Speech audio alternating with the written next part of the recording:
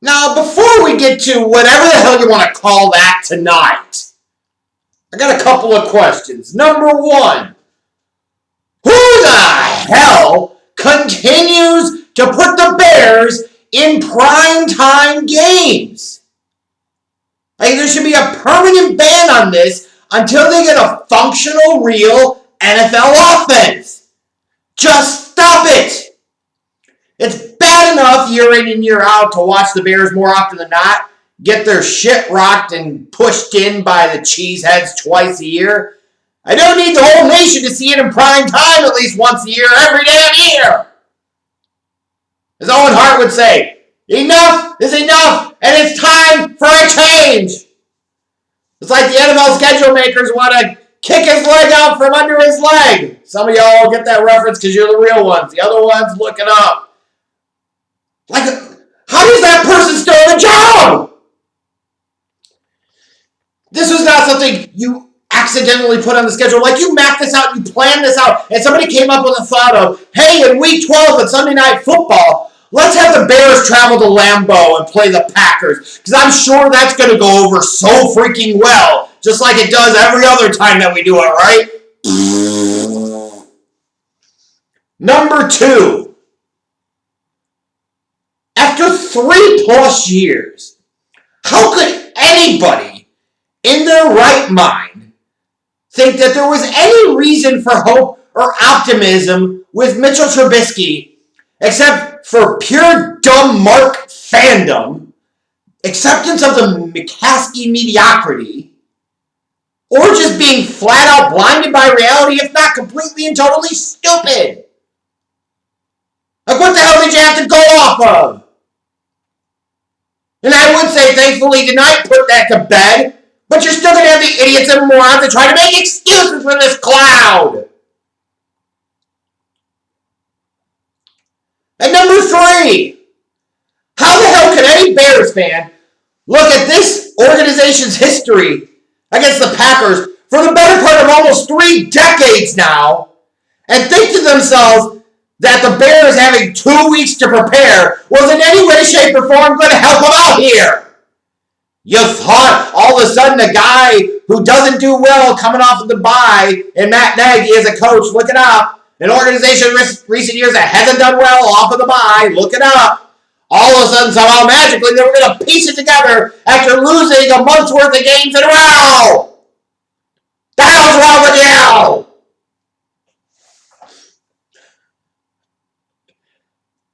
I have one request for all of those Bear fans that have been pissy towards me this year because I dared to be right and dared to be first with being right.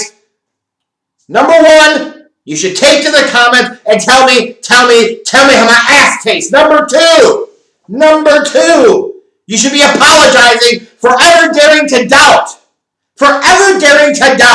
Your Bears sage. I tried to warn you. I tried to tell you. I could see this coming a mile away because I was talking about it before the season even began. And especially through all of that 5-1 fluke-ass start. But you knuckleheads are so starved for a winner. You're so starved for it because of so many years and decades, frankly, of the mediocrity of the McCaskey way that you wanted to believe in total smoke and mirrors. Oh my God, this could be something special. 2 of their 5 wins came against teams whose head coaches are now fired. Which is also what should happen with the Bears now, but you expect the McCaskeys to operate in that way? They don't know what the hell they're doing, and they don't care. Unbelievable. Like, imagine getting really emotional about this game and this team tonight. Why would you?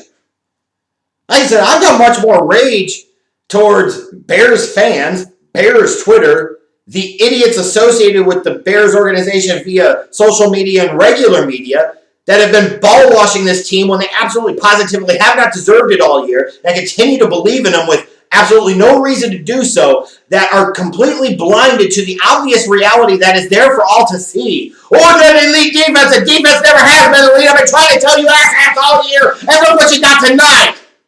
Aaron Rodgers took one look and sat there and said, come to daddy. And all the Bears defense could say was, thank you, sir. May I have another? Thank you, sir. May I have another? Thank you, sir. May I have another? And at the end of the game, they all go up to him and yuck, yuck, yuck. Thank you, daddy, for that ass whooping. I'm sure you can have Bears fans that are going to sit there and talk about, well, Akeem Hicks was out, so that had an impact. As much as they've invested in that damn defense, between money agency and draft picks via trade and via actual selections, if one guy being out impacts your defense that much, then you have much larger, deeper-seated issues in terms of some of your guys that you've invested big in are overrated as shit. Your defensive coordinator absolutely sucks. That's the problem. And even when you look at like the start of this game, are you surprised the Packers went down and immediately scored a touchdown? You shouldn't be. Why would you? And then the Bears, get a little bit of something going offensively, miraculously.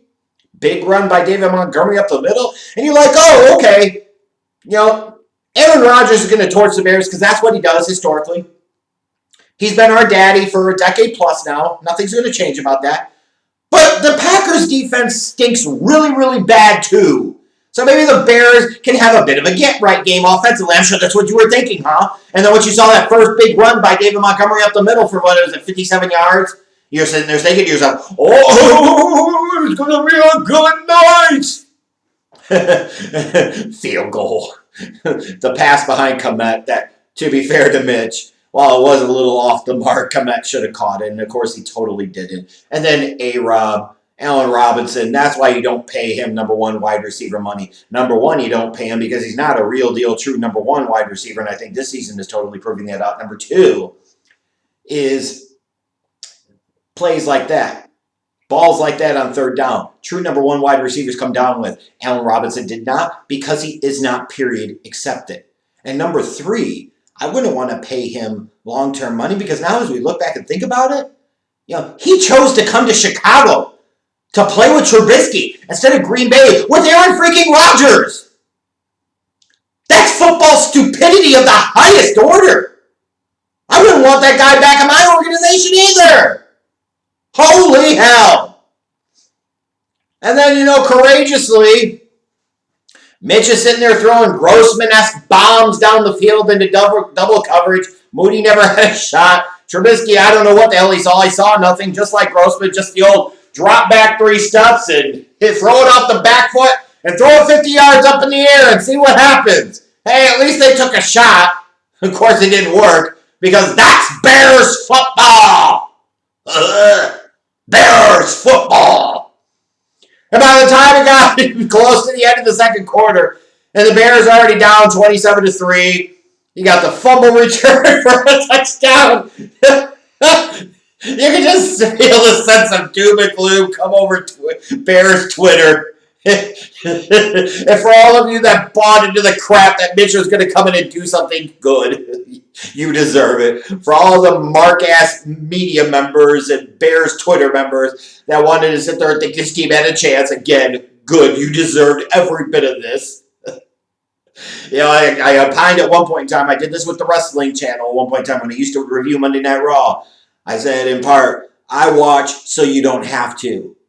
And it's borderline getting to the point where I should make that suggestion to all of you that I'll watch so you don't have to. Because for so many of you, there is still time. There is not time for me. I'm too far gone. It's too late. Almost 3.5 decades in, I can't do it. I can't change. I can't switch. I can't stop. It's an addiction. Total addiction. You guys, many of you, you can. You have chosen poorly. You have a chance to choose wisely. Get off the wagon, go somewhere else to another team that knows what the hell they're doing, because this organization does not know what the hell it's doing, has not known what the hell it's doing for decades, and will continue to not know what the hell it's doing. The only real hope that you have, honestly, at this point, is you have to hope that Virginia McCaskey goes the way of the martyr a la Bill Wirtz. When Bill Wirtz finally kicked the bucket and croaked, the Blackhawks got better in a hurry. Because there's something to that stink on the organization permeating through all of its layers. And when Bill Foldworth died, he did so courageously so his Blackhawks could survive and ultimately thrive. And while it sounds morbid, and you're going to call me jerks for saying it, I'm just saying, like, how long has Virginia been in charge of this organization? How long have we gotten the same song and dance? It's the same old tired crap. The leadership at the very top of the organization doesn't know football. They don't know what the hell they're doing. Like, you bring in an Ernie Accorsi. You know, after you brought in a headhunter all those years ago, for those true Bears fans that really remember, they brought in a headhunter agency that got him Jerry Angelo. Oh, he brought in the Ayatollah. Well, compared to Ryan Pace, he looks like a freaking football god. You bring in Ernie Accorsi, that's right. The guy who traded up in the 2004 draft to get the third best quarterback. That's the one that you trusted with the decision of who to hire as your general manager. Oh, let's go and get Ryan Pace, get the young wonder kid. It's a wonder kid because you'll wonder how the hell he got his job to begin with. And how the hell he still holds on to it. Like, you're just watching this game go along, and even as the Bears score right before the half, it's 27-10. You know it's long since been over.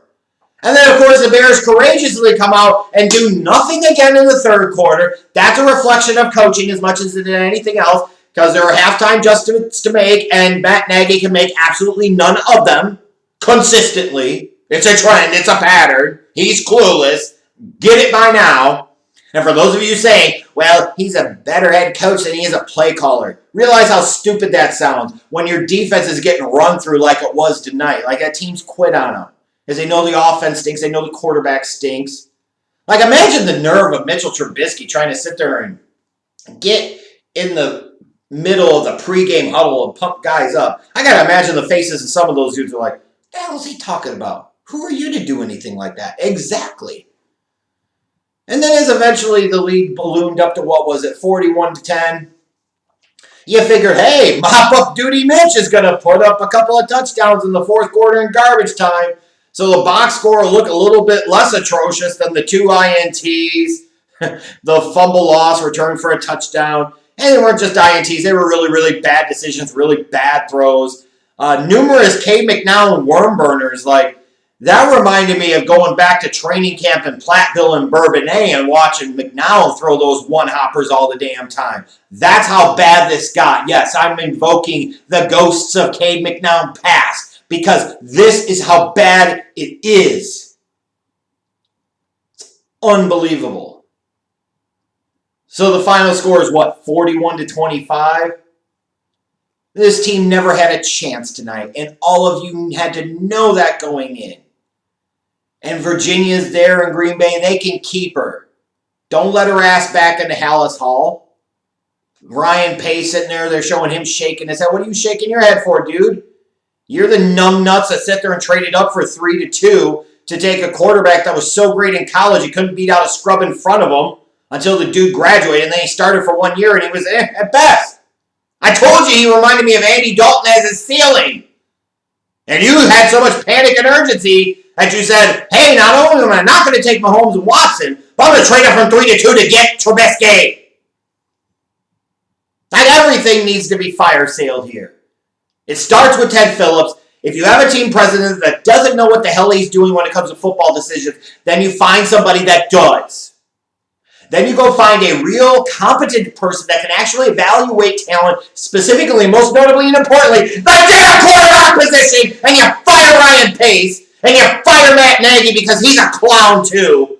Like, all three of them should be sent packing, not at the end of the season, not in another week or three, right here, right now. What you waiting for, George? What you waiting for, Virginia? That's enough of this crap. I'm tired of being Aaron Rodgers' bitch. I'm tired of having to call him daddy and saying, thank you, sir, may I have another. And congratulations, by the way, Green Bay Packers, even though it's not technically mathematically official for all intents and purposes, with the Bears absolutely rolling over on their backs and being the power bottoms that they always like to be. You are the 2020 NFC North champs. Again. I hate what this Bears team is. And I hate that so many of you try to apologize this crap. It's